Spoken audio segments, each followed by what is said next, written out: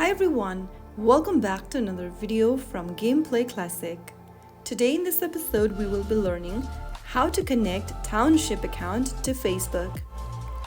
If you want to save your progress, play with friends and keep your game secure, then connecting your Township game to Facebook account is a good thing to do.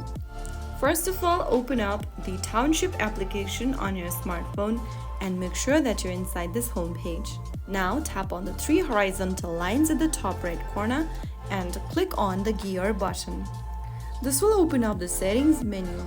From the settings menu, click on Sign in with Facebook. Now click the continue button and it will take you to Facebook login page.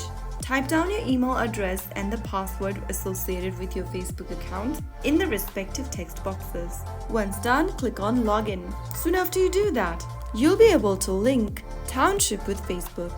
Once connected, you should see a messenger icon confirming that your Township account is now linked to Facebook, and that is how you can safely connect your Township game to Facebook and keep your progresses backed up.